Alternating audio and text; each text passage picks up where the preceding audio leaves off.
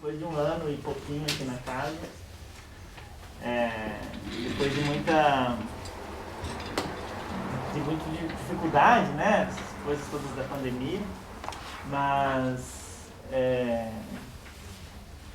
aqui a gente está, enfim, não sei, a gente não tem protocolo, não sabe como é que começam os eventos da dobra, mas a gente sabe que aqui é um lugar que a gente está fazendo as coisas via experimentação, especialmente no que diz respeito a refletir sobre o que é a psicanálise, o que a gente está fazendo com essa teoria, o que essa teoria está fazendo conosco. Então, para a noite de hoje, eu queria já começar com os agradecimentos, já que todo mundo está prestando muita atenção nos primeiros momentos, né? Então, quero agradecer muito ao Ernesto, que está aqui hoje, por ter se disponibilizado para trazer a trajetória dele, que é super importante para a gente, estava fazendo uma homenagem para ele ali atrás, escondido, como ele influenciou a minha trajetória, as coisas, que eu me sinto chato demais e super confortável, porque o Ernesto me permite assim, ficar reclamando de tudo, e problematizando as coisas no extremo, no limite, e usar coturno, né, na hora certa. E eu, antes de passar a falar para o Ernesto e fazer uma introdução, mais ou menos, para situar o que a gente vai discutir hoje, eu quero agradecer a Kathleen, que está lá, que está na tela, que infelizmente está com Covid, positivou, e a gente elaborou com muito carinho a dobra, essa casa, a forma como a gente tem tentado trabalhar juntos com psicanálise e debater. Eu e a Kathleen, a gente foi expulso de vários lugares que a gente trabalhou como psicanalista, porque a gente riscava o chão, estragava a canetinha, as crianças gritavam, atendia na recepção. E agora a gente pode até fazer um evento na recepção, cara. A gente pode encher de gente na recepção.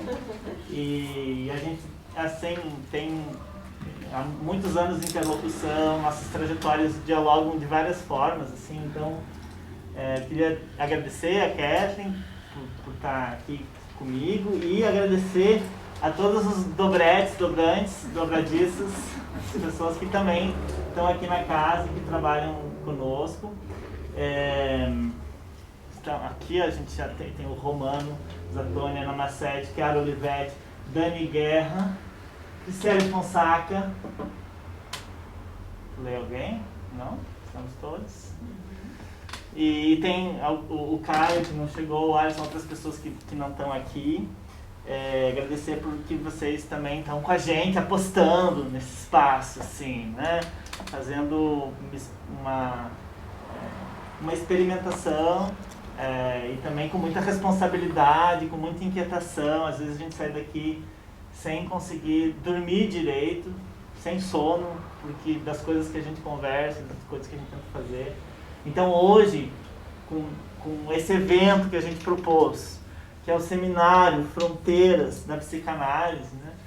Eu não posso deixar de agradecer ao Vinícius Lara e a Celiane Ferreira da Costa, que estão dando todo um suporte, nossos amigos da dobra. O Vini cuida de toda a arte e todo o visual da dobra, os cartazes que vocês devem achar lindos e elogiar e falar: quem faz? Me passa o contato. Toda semana a gente recebe é o Vini, e a gente não passa o contato porque ele só trabalha com a gente. E aí, nessa trajetória acumulada que a gente tem, que não é muita coisa, mas é uma trajetória de muito problema, que eu e a Kathleen tivemos, e eu acho que todo mundo que trabalha no Dobra também, né? A Dani também, várias trajetórias de expulsão. A gente pensou nesse tema, nesse seminário, Fronteiras da Psicanálise, para pensar as zonas limítrofes da psicanálise. A gente sabe que tem toda uma história e muito problemática e de muitas críticas com relação às modalidades de conceituação da psicanálise. Sobretudo as perspectivas nas perspectivas de gênero, a perspectiva interseccional também, de considerar outras esferas do debate para além do escopo clínico. E a gente, ao mesmo tempo, quando a gente vai estudar a história da psicanálise, e olha lá os primeiros trabalhos do Freud com as histéricas, né, que é a aula introdutória de psicanálise. Ali naquele momento, a gente já percebe que aqueles processos patológicos da histeria, se tem uma descoberta razoavelmente interessante do Freud, é que o sintoma, o processo patológico, ele não acontece só devido a alguma coisa do corpo, mas ele paga um tributo da cultura. Todo processo patológico, todo adoecimento psíquico está estritamente vinculado com um lugar. Ele não acontece sozinho, não se trata de remédio, não se trata de massagem, não se trata de fazer eletroterapia, que eram as ferramentas que se disponibilizavam para o Freud à época, mas se trata de pensar que a roupagem do sintoma, do adoecimento psíquico, está sempre, de algum modo, operando como um padecimento que revela algo falho, não do paciente, mas da cultura onde ele está inserido. Então, quando a gente olha para as pacientes histéricas, não eram elas que estavam doentes, mas talvez elas estavam, de algum modo, mostrando uma cultura doente. E aí a gente percebe uma grande potência na psicanálise, que você não pode responsabilizar o sujeito em demasia por aquilo que ele padece. O que muito psicanalista faz. Responsabilize-se, né, pela sua cura, pelo seu processo, etc. Então, o que aparece nesses primeiros movimentos da psicanálise, que talvez... E eu não estou falando das formalizações que o Freud faz, que são muito problemáticas, mas estou falando do processo histórico mesmo, dele entender que o sintoma da histeria ou das neuroses era um sintoma com relação à cultura, né, de mulheres que não queriam seguir aquela trajetória no final do século XIX, que era casar, tocar piano, bordar e, né, quem sabe ter algum tipo de sorte nesse encaminhamento que a elas era dado. Há uma potência aí que é assim, que é uma palavra que a gente tem usado muito, que é escuta. Há uma escuta daquele sintoma e não um julgamento daquele sintoma. E essa é uma grande diferença. Eu não vou ouvir uma pessoa doente e pensar, você é isso, você é aquilo, você tem isso ou aquilo. Mas sim, eu vou ouvir a lógica do sentido daquele padecimento. A forma como um sintoma acontece, como a gente vai vendo na clínica. E a clínica é isso. É uma radical singularidade que a gente acolhe e a gente consegue fazer do DSM, que é o Manual de Diagnóstico e Estatística dos Transtornos Mentais, um peso de porta. Ou uma consulta para poder fazer um laudo, quando você precisa descobrir o CID da pessoa. Porque ele não faz sentido uma descrição dos fenômenos para eu julgar o que a pessoa tem. Mas sim, eu preciso ouvir o que essa pessoa me fala e que não é só dela, mas sim do lugar onde ela vive. E é isso, talvez, o sintoma, né? Que olhar para as organizações da cultura como um sintoma, sempre, né? Como o que as pessoas estão apresentando como um processo sintomático. E aí isso vai revelando, então, que a psicanálise é feita, no entanto, por seres que também estão inseridos nessa cultura e que também têm suas ambições, os psicanalistas, eu me refiro. E que daí, nessa grande descoberta da escuta, se começou a fazer um monte de formalizações. A primeira delas, e mais conhecida, é o conceito de inconsciente, que é onde Freud fala que é a grande descoberta dele. Lá em 1897, 1898. Ele descobre o inconsciente. Ele fala, eu descobri o inconsciente. Não se trata de descobrir o inconsciente. Na verdade, ele nomeou um conjunto de fenômenos que ele observava. Ele falou, isso daqui é resultado do inconsciente. Porque se a gente fala que o Freud descobriu o inconsciente, eu vou pegar um neurocientista e localizar o inconsciente no cérebro. Mas não se trata disso. Se trata de eu encontrar um conceito capaz de nomear várias coisas que a ciência não está conseguindo dar conta.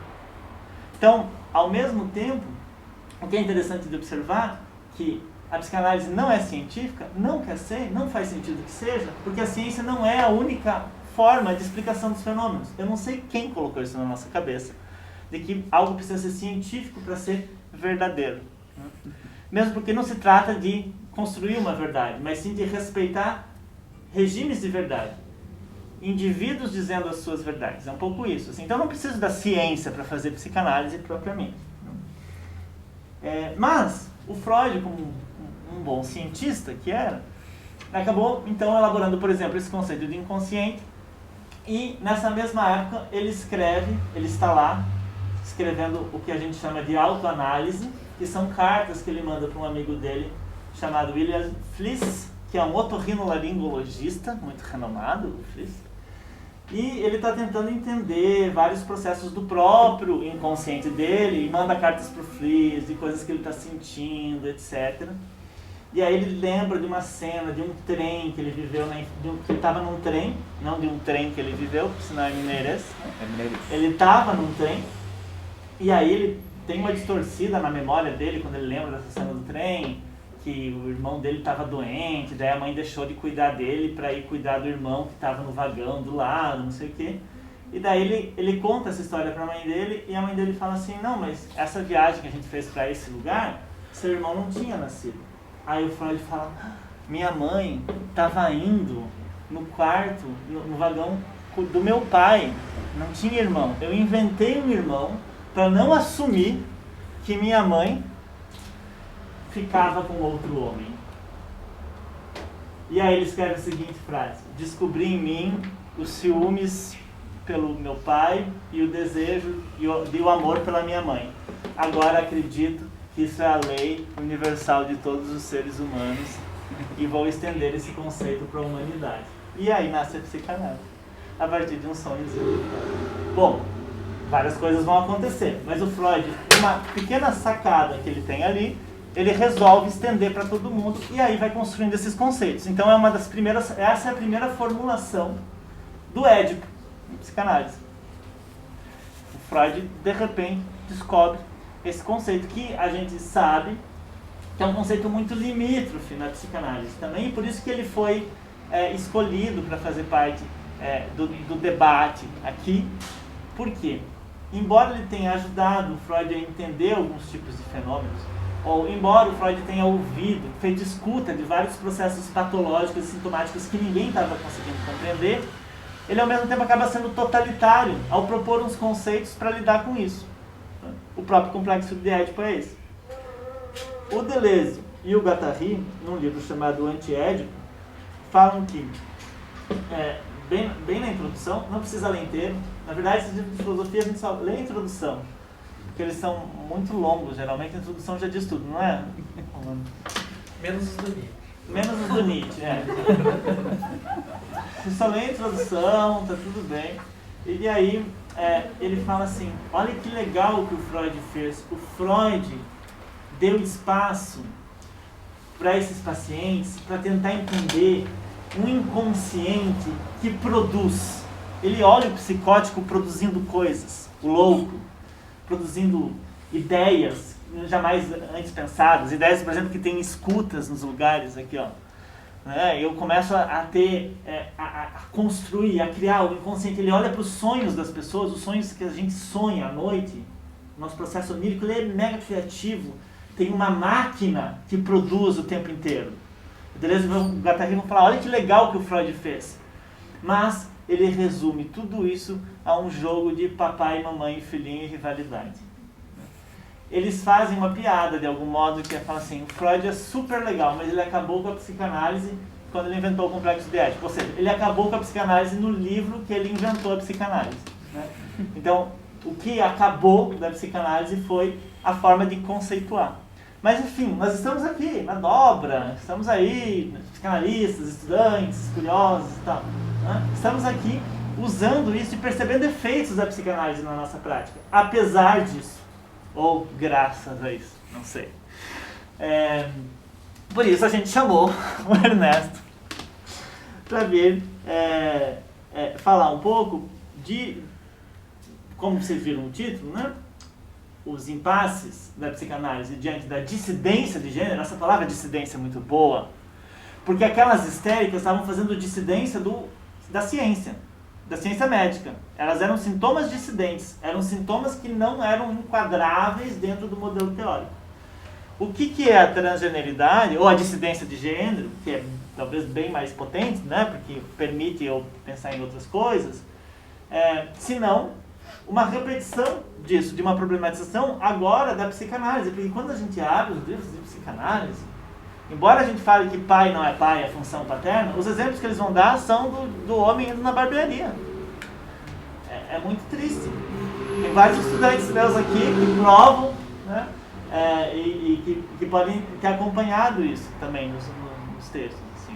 Então, a gente fala de função, que é uma função, e por que a gente fala função paterna para falar de castração? E por que a gente fala de castração? Por que a gente usa esse termo, né, que é castrar?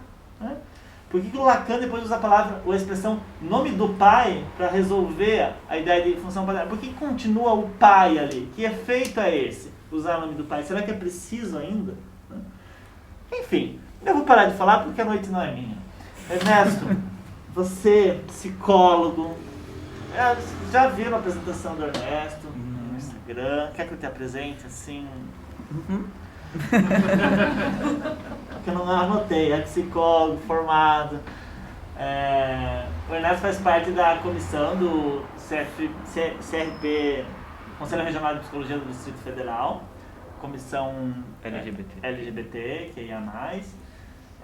Tem uma vasta experiência clínica em Brasília, de longa data com crianças e adultos. A gente se conheceu num contexto de escola, então o Ernesto me passou o cargo na época e trabalha lá num espaço que se chama, em Brasília, a Dobra de Brasília, prima de Brasília, prima pobre, disseram, a prima pobre da Dobra, é a sala de ensaio, que não é um consultório, é uma sala de ensaio. Como que se faz isso? Não tem medo de perder o CRP? Talvez eu deseje. Talvez deseje. E trabalha há muitos anos e tem estudado especialmente essa temática da transgeneridade. O Ernesto não é psicanalista, né? Está salvo desse mal. Desculpa. E é por isso que ele está aqui. Tá bom.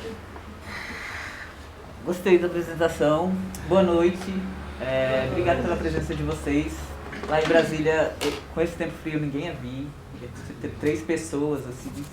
Mas aqui não tem outra opção, né? Não tem. Esperar o calor, ninguém vai. Que massa. E pelo convite, a Dobra é um lugar que surgiu na minha vida via Vinícius e que vive no meu coração. Eu trouxe um presente para a Dobra, que é esse livro. Mas antes de entregar, eu vou ler para vocês. Eu vou ler o livro, vocês receberam esse material. São coisas muito diferentes. Depois tem outro material, mas a gente vai conseguir articular tudo isso. A ideia é bagunçar mesmo. Não sei o que eu estou fazendo, assim, se eu estou fazendo direito, se tinha uma coisa para fazer, mas ninguém me falou como é que era, eu estou fazendo do meu jeito. Sou de Brasília, acho que você já falou tudo. E eu vou falando aos poucos aqui. Esse livro é um livro muito legal. Não sei se vocês conhecem. Alguém já viu esse livro?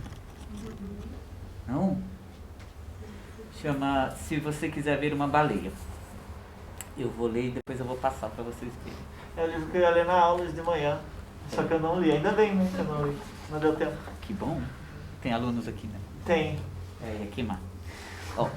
Se você quiser ver uma baleia, vai precisar de uma janela. Cadê? Ainda tá aí? Olha aqui, aqui. Eu já falei, gente. Tá aí. Eu só não vi. Mas depois eu passo pra Kathleen, senão vai ficar difícil.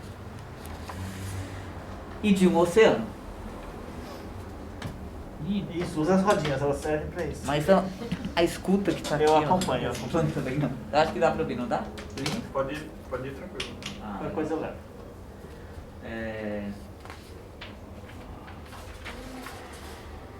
E de tempo para esperar, de tempo para olhar, de tempo para pensar. Será que é uma baleia?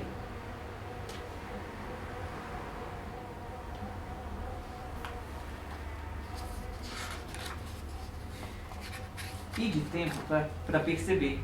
Não, é só um passarinho. Se você quiser ver uma baleia, vai precisar de uma poltrona não muito gostosa e de uma coberta não muito quentinha, porque olhos com sono não enxergam baleias e baleias não esperam para serem encontradas.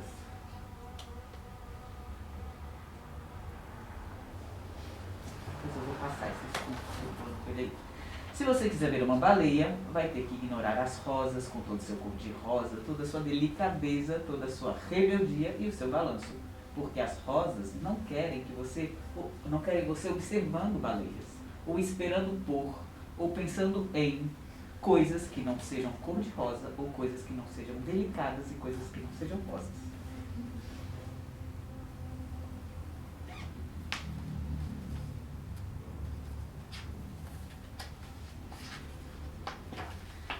Se você quiser ver uma baleia, não olhe nem procure no horizonte um navio que desliza com a bandeira que tremula.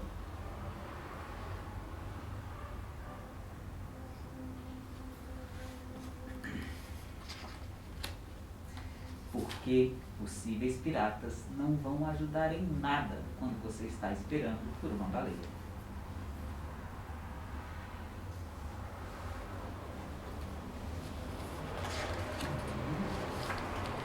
Se você quiser ver uma baleia, não há tempo para observar o pelicano que pode ou não estar sorrindo, ali sentado, de olhar parado, tomando conta, porque pelicanos que se sentam e tomam conta jamais serão uma baleia.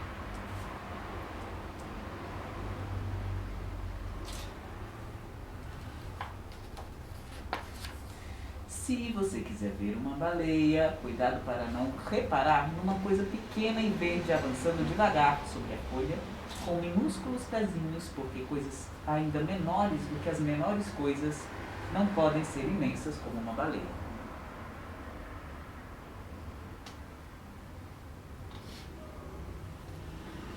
Ah, tá bem aqui, ó. Olha que vocês pegarem um livro, vocês vão ver. Esse livro tem que ser visto de pé. Tem muitas coisas que precisam ser vistas de pé. Se você quiser ver uma baleia, não deve olhar para as nuvens, umas flutuando, outras penduradas no céu, que se abre por toda parte, nem para o sol, que brilha. Porque se você começar a olhar para cima, pode muito bem deixar de ver uma baleia.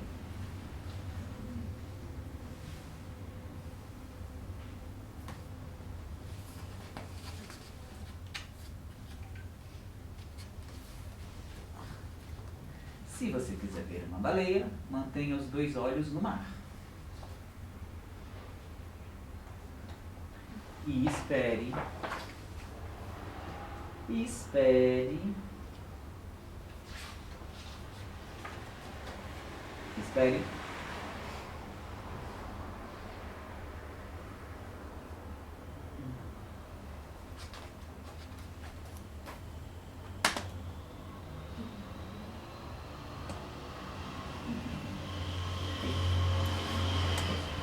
Por que eu escolhi esse livro? Primeiro porque eu amo ele demais e eu ia trazer de qualquer forma para Dobra. Mas porque ele me faz pensar que boa parte do que a gente vai falar aqui hoje é trajeto, não é a baleia. É a nuvem, as coisas pequenas. E para mim, o caminho é fundamental, assim, né? Essa fala não se propõe a ser baleia, essa fala não se propõe de forma nenhuma a ser ponto final. No máximo, ela se propõe a ser trajeto. E aí, no trajeto, a gente vai olhando todas essas coisas. Se vocês quiserem encontrar uma baleia um dia, aí eu deixo para vocês e os analistas. Bom, eu vou... Vocês gostaram do livro?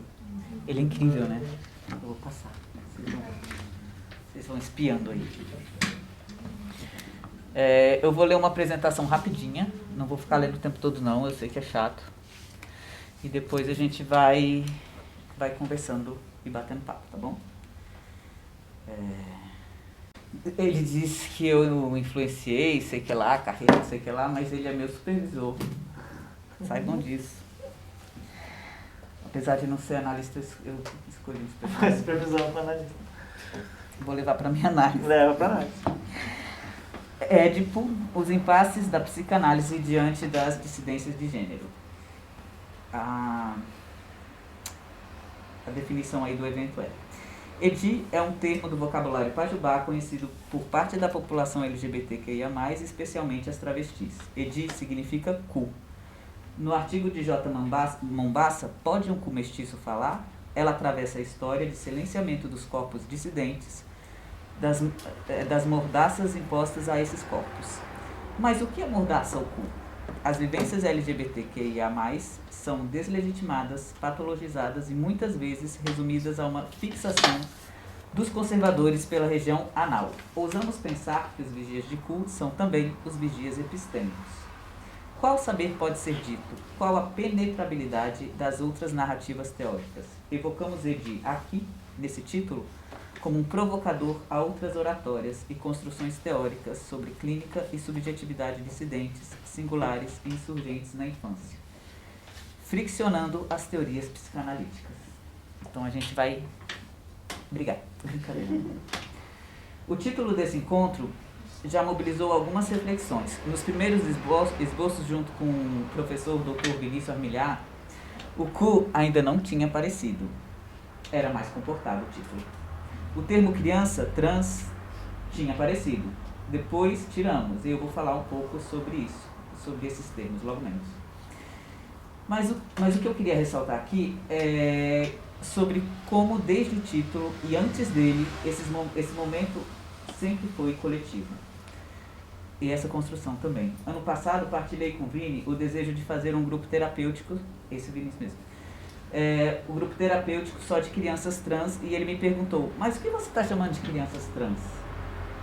É um termo que faz sentido para elas? Na hora eu não entendi, porque essas crianças chegavam para mim como crianças trans, com esse diagnóstico ou esse título. Mas tem coisa que a gente entende com o tempo e a vivência, né? Voltando para o título, logo no início, no início dessa construção, desse evento, comentando em casa com o Leandro, meu companheiro, que está aqui, ele falou, olha, tem um cu no título. Eu falei, tem? EDI, do Pajubá. Eu falei, olha, é mesmo. Afinal, não dá para ignorar o cu bem no meio do Édipo. Esse debate prosa é também sobre tensionar os signos e os símbolos e inventar outras escritas, outras epistemes. Semana passada estava no grupo de estudo sobre clínica e invenção, e vai ter um evento sobre clínica e invenção aqui em Curitiba, em novembro, vai ser incrível. E eu vou assistir, eu tô lá. Vou fazer alguma coisa, eu vou fazer. E a Nicole, que é uma das organizadoras, junto com o Vinícius e o Chico Gaspar, falou que invenção exige rigor ético. Olha essa frase, invenção exige rigor ético. E aquilo me pegou e eu senti que parte do que eu trago aqui hoje é muito sobre invenção e ética. Mas nunca tinha ouvido alguém colocar isso numa frase como ela fez. Mas esse prefáciozinho todo aqui é só para dizer que nenhuma coisa, nenhum saber, nem arte se faz sozinho. Construções que se propõem a serem transformadores só são possíveis de forma coletiva. Para mim, esse espaço aqui é isso. É para a gente coletivizar, para a gente circular. Como notaram, vamos falar sobre cu. Deixem as crianças na sala. Mas não só sobre isso. Vamos falar sobre infância, sobre transgeneridade, mas gostaria de ressaltar de início a semelhança entre essas duas experiências. A experiência de ser uma pessoa trans e a experiência de ser uma criança. São ambas silenciadas, estigmatizadas e violentadas. As pessoas trans dificilmente são ouvidas de forma respeitosa nas narrativas sobre suas identidades, sendo questionadas em sua saúde mental ou afirmativas como é uma fase, é moda ou é falta de Deus. As crianças, da mesma forma, são culturalmente não ouvidas, entendidas como alguém que não sabe o que está falando, que não tem o que dizer. E se elas anunciam no seu poder inventivo qualquer coisa que desvie do esperado, da norma, temos então os analistas e psicólogos e psicopedagogos e mais um arsenal de profissionais prontos para ajudar. Muitas vezes sendo medicadas. Então, crianças trans acumulam 2 silenciamentos, o lugar de criança e o lugar de ser pessoa trans. Mas, repetindo, esse termo trans não aparece no título por algum motivo e a gente vai brincar com ele no decorrer aqui desse papo. O que tem hoje para apresentar é talvez um conjunto de provocações que nada se propõe a ser verdade ou referência. Talvez uma das maiores delicadezas em produções epistêmicas sejam as tais referências. O lugar de referência me cheira como futuro lugar de cânone, que, como sabemos, é absoluto e se opõe a qualquer outro saber, teoria ou produção ou hackeamento do sistema. Hackear os saberes hegemônicos, as instituições, os ordenamentos, é estratégia de invenção de outros mundos. Hackear é fazer mais ou menos isso que eu estou fazendo aqui na dobra. Ter um cartaz na dobra psicanálise com o meu nome, sentar aqui do lado do Vinícius para falar de psicanálise e eu não entendo lhufa de psicanálise. Mas a minha postura anarquista se opõe à propriedade privada, incluindo as produções. Então, não me ponho como referência de nada, mas como tensionador, ou hackeador, ou dobrador, ou dobradiça, de origami e de outras lógicas prontas e dadas. Então, tudo que trago é para ser incendiado, mijado, usado como bloco de montar, para destruir, montar outra coisa, ou seja lá o que for. Não se produz nada novo, mantendo intacto o que veio antes. A exemplo dos movimentos heréticos, na Idade Média, que se apropriavam de elementos religiosos para criar outros ritos, essa é uma referência do livro da Silvia Federici, da bruxa, Caliban e a Bruxa, que é muito incrível. Todas as referências vão estar no outro papelzinho que eu vou entregar, tá? Como referência dos movimentos heréticos, e que produziam outras formas de convivência comunitária, e que fala de invenção e fala de criar outras coisas, eu produzi um materialzinho que é esse que eu vou entregar, bem herético, porque quando eu perguntei pro Vinícius, vai ter um PowerPoint, eu precisava apresentar só um quadrinho. Aí ele disse, não temos isso, não usamos isso, não temos uma parede. Aí eu fiquei, que? Brincadeira. Ele só falou que não tinha e que geralmente ele faz um papelzinho. Assim, às vezes eu faço um papelzinho com as coisas e entrego. E aí eu vou falando, no ponto 2 e tal. Aí eu falei, gente, me lembrou meu tempo de igreja. Eu fui muito tempo da igreja, 12 anos do evangelho. E aí eu resolvi fazer mais um livro da Bíblia, e vocês podem pôr na Bíblia de vocês, ou vocês podem, mas vocês têm que terminar também, ele é um livro interativo, tá? Aí a gente vai lendo aqui os capítulos, o livro de insurgentes, aí a gente vai lendo. Na parte eu respeito muito da minha trajetória dentro da igreja evangélica, não cabe mais nesse espaço, tem muitos questionamentos com esse espaço. Também falo do lugar de uma pessoa que foi da igreja, falo do lugar de pessoa dissidente de gênero também, acho que eu nem falei isso. Eu também sou um homem trans, não sei se eu falei isso, mas isso eu acho uma informação importante, não por ela ser importante em si, mas porque me ajuda a pensar. Foi a partir da transição que eu comecei a pensar o trabalho de transgeneridade com as crianças. O meu trabalho com criança antes não passava por isso. Então acho que tem esse componente que é um lugar de onde eu falo, que eu acho importante dizer. Mas vamos lá, né? Livro de insurgentes, como vocês podem ver, é um livro interativo, a capa é para vocês fazerem. Eu tentei material de colagem aqui para vocês irem brincando enquanto a gente conversava, mas não tem na dobra, revista. Não tem revista. Tem que pedir pro pessoal lá da... Mas tem adesivo, canetinha, se alguém precisar. Cola põe na roda. Tem vocês podem riscar, ou qualquer coisa. Bom, livro de Insurgentes, capítulo 1, versículo 1. Transgredireis a linguagem vos libertará. Abre aspas. Juntas rogamos a praga, que o macho caia e o seu Deus transicione. Ventura Profana é uma artista travesti que foi muitos anos da igreja e tem feito a arte dela muito pautada nesse lugar da religiosidade. Mas, então esse capítulo pra gente falar um pouco sobre a linguagem e talvez explicar também por que o ponto trans, o termo trans não está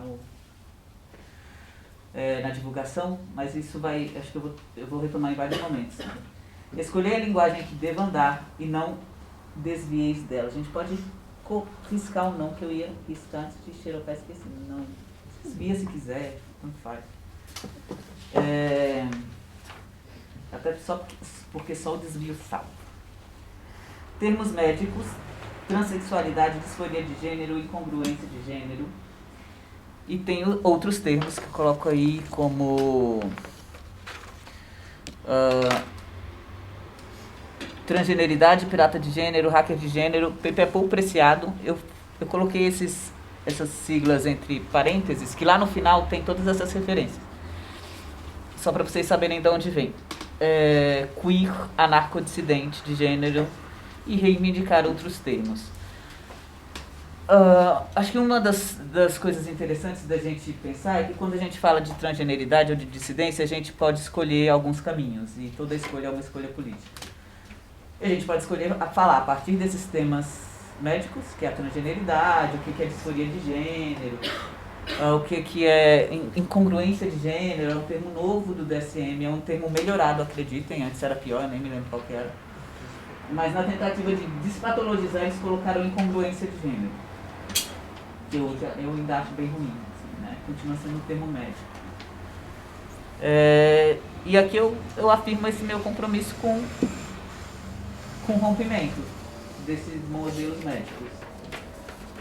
Por que eu acho importante romper? Porque quando a gente fala de crianças trans ou de pessoas trans, o que vem no imaginário coletivo de imediato é esse lugar de... É uma pessoa que não gosta da própria genitália, que não consegue nem se lavar. Eu já ouvi isso, assim, né? Isso no hospital, que eu fui fazer uma formação, uma enfermeira falou assim, eu já percebi que as pessoas trans, elas têm muita infecção urinária porque elas não gostam nem de ir no banheiro, né? Não gostam nem de se limpar. Eu falei, não, isso é uma grande fantasia. E é comum, não é regra, mas é comum, por exemplo, que pessoas trans tenham infecção urinária porque a gente evita usar o banheiro do nosso gênero porque a gente sofre violência. Então, não é uma coisa tão absurda, mas não porque a gente não gosta de se lavar, de se limpar, umas coisas meio loucas. Então, eu acho que por isso é importante fazer essa marcação e se afastar do modelo médico, porque é um modelo patologizante, não tem para onde fugir. E é um modelo que impera nas fantasias senso comum ou científicas, né? Não precisa ser só senso comum, do que é uma pessoa trans, que odeia o próprio corpo, que vai necessariamente querer fazer mudanças corporais. Não, tem muitas pessoas trans que não têm nem desejo de fazer hormonização, nada disso. Ou que vai querer cumprir todos esses estereótipos de gênero, né? Bom, eu tiro óculos, põe óculos. Capítulo 1, versículo 2. Confieis na ficção e tudo ela fará. O gênero é uma criação social e ficcional e é parte essencial na criação do que chamamos de realidade. Cria-se uma narrativa sobre o que é ser gente, sobre o que é ser bom, sobre o que é ser homem, o que é ser mulher, o que é ser criança. A gente nem nasce, gente. A gente não nasce humano. Menos ainda a gente vai nascer homem ou mulher. É uma coisa muito louca isso, né? Então, eu gosto muito de pensar na identidade de gênero, no gênero, como uma grande ficção. Você estava falando de realidade. Uma grande ficção que se cria para sustentar um modelo do que é hegemônico, assim, né? Então, o Paul Preciado uma vez foi questionado, porque ele fala desse lugar da ficção, das performances e tal. E uma feminista radical questionou ele e falou assim, mas você está se hormonizando, você está fazendo modificações corporais para ficar cada vez mais parecido com o homem, você está só reiterando essa ficção de gênero. E ele falou, talvez sim, mas pelo menos eu estou escolhendo a ficção que eu quero para mim. Então, eu acho que é um pouco sobre isso. Então é bom a gente lembrar que tudo isso é muito ficcional. Vamos lá. Alguém quer ler o versículo 4? Posso ler. tenhais a identidade apaziguada e todas as coisas lhe serão acrescentadas. Abre aspas. Os gêneros inteligíveis são os que de alguma maneira instauram e mantêm relações de coerência e continuidade entre sexo, gênero, prática sexual e desejo. Fecha aspas. Judith Butler. Amém? Não, amém. Amém não. Ai, eu gosto muito dessa palavra apaziguada. Eu gosto não, na verdade. Mas ela diz muita coisa.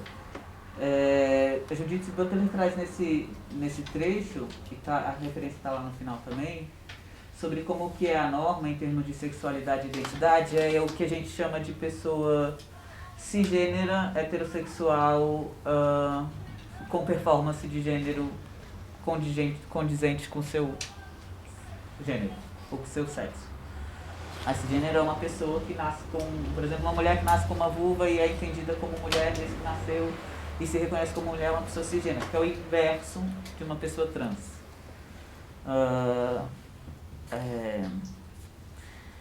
Então eu acho essa parte muito interessante para a gente pensar o que é, para a gente lembrar o que é a norma e por que esse lugar da apaziguada, assim, né, dessa identidade apaziguada. Quando a gente fala de uma identidade apaziguada, a gente pode falar disso, né, desses repertórios que a gente faz normativos, né, das pessoas cis, que nascem, não precisam de nenhuma transição de gênero, que fazem um casamento heterossexual e tal. Mas a gente também tem a gente pode ter uma identidade apaziguada dentro de uma sigla dissidente, dentro da sigla LGBT, que é muitas vezes o que acontece, inclusive para a gente sobreviver numa sociedade tão violenta. Então, a passabilidade, que é todo movimento que uma pessoa, geralmente uma pessoa trans, faz para ter o gênero dela reconhecido. Por exemplo, eu tomo hormônio, testosterona, tenho barba, evito usar algumas coisas do universo feminino, porque se eu faço um pouquinho isso, a minha identidade fica em xeque, né? Assim, as pessoas me questionam, tipo, mas você não é homem? Por que você está pintando a unha? Você não escolheu ser homem? Por que você está deixando esse cabelo comprido? Então, existe um tensionamento para que a identidade seja, mesmo a identidade dissidente, ela esteja dentro da norma. Então a gente vai fazendo esses movimentos de apaziguamento da identidade, né? Tipo, não, eu sou gay, mas eu não vou ser afeminado, né? Você pode até ser viado, mas não precisa ser afeminado, né? Vocês já devem ter ouvido isso. Que é tudo sobre o apaziguamento das nossas identidades. Então a gente vai fazendo negociações com a norma, que muitas vezes são violentas, e de jeitos muito sutis, né? Já atendi, já conheci pessoas trans que não tinham nenhum desejo de hormonizar ou de fazer alguma modificação, e o entorno foi tão violento, foi tão desgastante, que a pessoa falou, não, eu vou hormonizar, que aí pelo menos eu não tenho que passar por isso de novo, ou eu vou fazer tal coisa, eu vou cortar o cabelo, ou eu vou deixar o cabelo crescer e não ter que passar mais por esse tipo de violência. Então esse termo apaziguamento, ele vem nesse sentido. Queer, eu gosto de escrever com Q-U, que J. Mombassa também escreve assim, outras pessoas travestigêneros escrevem assim. É sobre estar nas margens, definindo nós mesmos. É sobre desfazer o gênero e segredos, sobre o que está abaixo e profundo, dentro do coração. É sobre a noite. Ser queer é ser local, porque sabemos que cada um de nós, cada corpo, cada gozo, cada coração e cu e genitália é um mundo de prazeres esperando para serem explorados. Cada um de nós é um mundo de possibilidades infinitas. Acho que mais como agregador desse debate do versículo 4, o versículo 5 traz esse termo que é de um livro, como é o nome dele? Bashback, que é um livro de pessoas queer anarquistas, então não tem muita autoria, algumas pessoas nem gostam de assinar as produções, assim. Mas é um livro muito incrível, ele está aí no final, sugiro vocês darem uma olhada e fala dessa perspectiva de gênero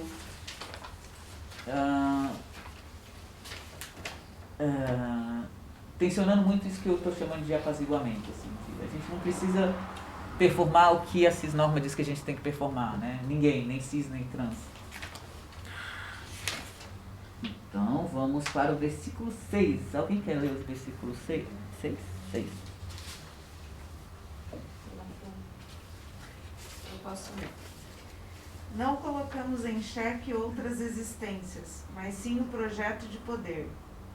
O que você está chamando de crianças trans? Sobre a potência das crianças poderem inventar seus próprios nomes e bordas. Eu fiz isso como se fosse um PowerPoint, né? Na minha cabeça é um PowerPoint. Aí eu tô aqui, gente, o que eu queria dizer mesmo? Ai, vocês nunca fizeram PowerPoint, vocês colocaram o negócio pro... Então, tá nesse versículo aqui, algumas vezes. Mas é muito comum a gente ouvir... mas vocês querem acabar com a família tradicional. Eu não vou nem entrar nesse rolê de família tradicional, porque... Esses dias me chamaram para fazer uma fala sobre famílias plurais. E eu acho muito doido que a modernidade inventou esse modelo de família hétero, monogâmico, de 2 pessoas. E aí quando chega alguém ou que instaura uma família homoafetiva, é a família plural. Então é muito doido, né? Porque a norma... E isso é tão novo, esse modelo de família que a gente chama como tradicional. Eu acho muito louco. Então, não queria